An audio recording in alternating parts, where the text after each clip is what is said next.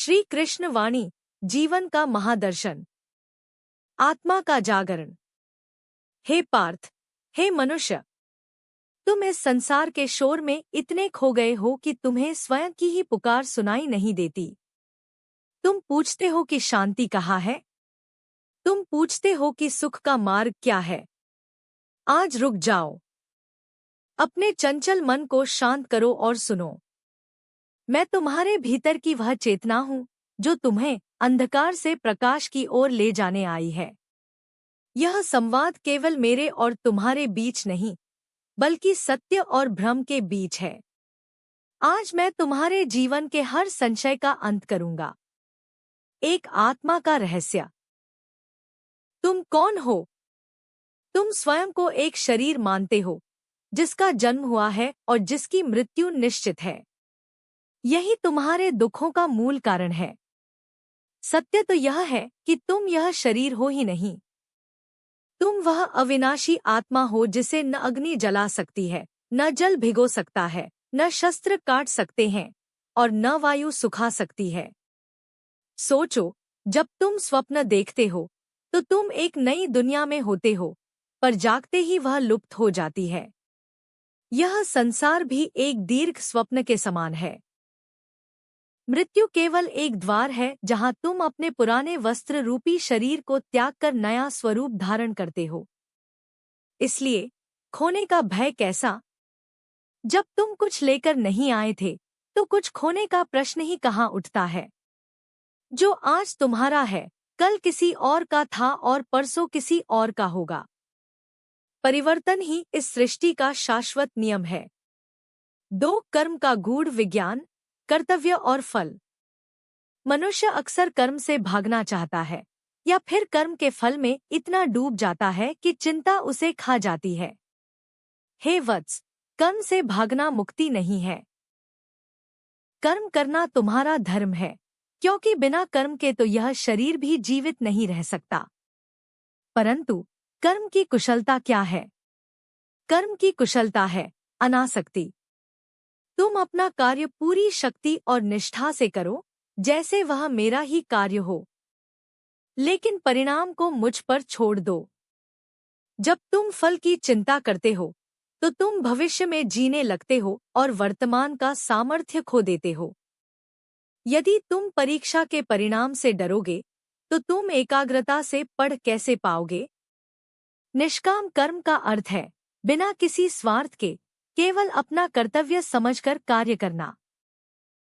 ऐसा करने वाला व्यक्ति संसार के कीचड़ में रहकर भी कमल के समान निर्लिप्त रहता है। 3 मन का स्वभाव और उस पर विजय।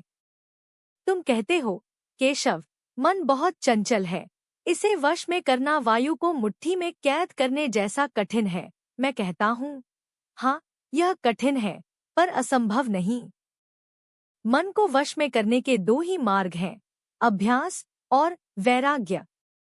मन उस बालक की तरह है जिसे जो मना करो वही करता है।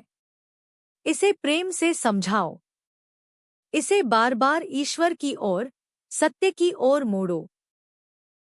यदि मन दूषित विचारों की ओर भागे तो उसे रोको मत, बल्कि उसके पीछे छिपे कारण को देखो। क्या वह लोभ है? क्या वह काम है? या वह क्रोध है? जब तुम जागरूक होकर अपने मन को देखोगे तो वह स्वयं शांत होने लगेगा। जो व्यक्ति अपने मन को जीत लेता है उसके लिए पूरा ब्रह्मांड अनुकूल हो जाता है, और जो मन का दास है वह सम्राट होकर भी भिखारी ही रहता है। 4 संबंधों की माया और वास्तविक प्रेम। तुम अक्सर अपनों के व्यवहार से आहत होते हो। तुम कहते हो कि तुमने सबके लिए बहुत किया, पर बदले में तुम्हें केवल तिरस्कार मिला। हे मनुष्य, तुम्हारी पीड़ा का कारण तुम्हारा प्रेम नहीं, तुम्हारी अपेक्षा है। जिसे तुम प्रेम कहते हो वह अक्सर केवल एक सौदा होता है। तुम देते हो ताकि तुम्हें वापस मिले। सच्चा प्रेम तो वह है जो केवल देना जानता है। जैसे सूर्य बिना किसी भेदभाव के सबको प्रकाश देता है, जैसे फूल सबको सुगंध देता है, वैसे ही तुम्हारा प्रेम होना चाहिए।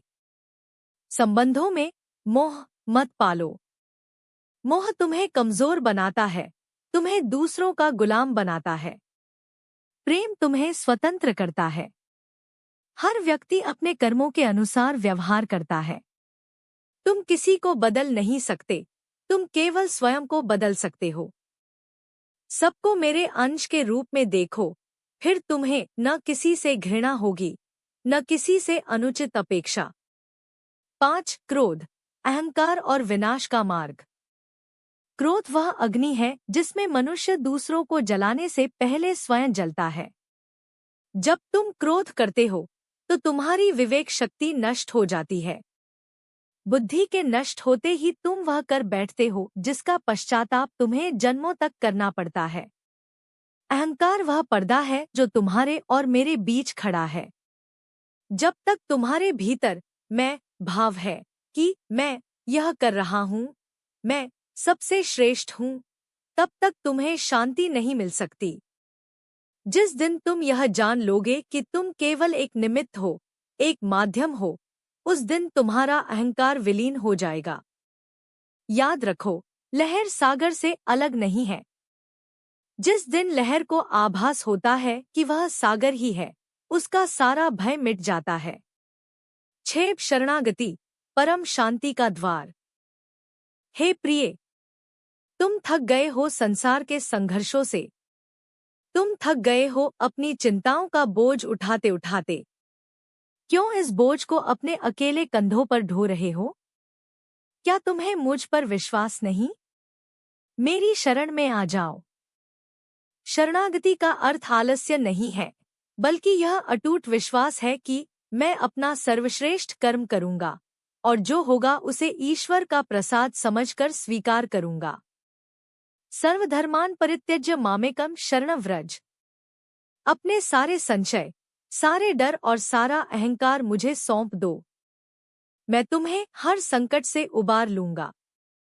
जब तुम डूब रहे होगे तो मैं हाथ थाम लूंगा। जब तुम अंधकार में होगे तो मैं ज्योति बन जाऊंगा। तुम बस मेरा हाथ थामे रखो, मैं तुम्हें इस भवसागर से पार ले जाऊंगा। उपसंहार, जीवन की नई सुबह। अब उठो, अपनी आंखों से मोह का पर्दा हटाओ। देखो, यह सृष्टि कितनी सुंदर है। तुम्हारे पास जो है उसके लिए कृतज्ञ बनो। संघर्ष से डरो मत, क्योंकि संघर्ष ही तुम्हें निखारता है। मैं हर पल तुम्हारे साथ हूँ, तुम्हारी प्रार्थना में, तुम्हारी सेवा में और तुम्हारी मुस्कान में। जाओ और अपने कर्मों से इस संसार को और भी सुंदर बनाओ। राधे राधे।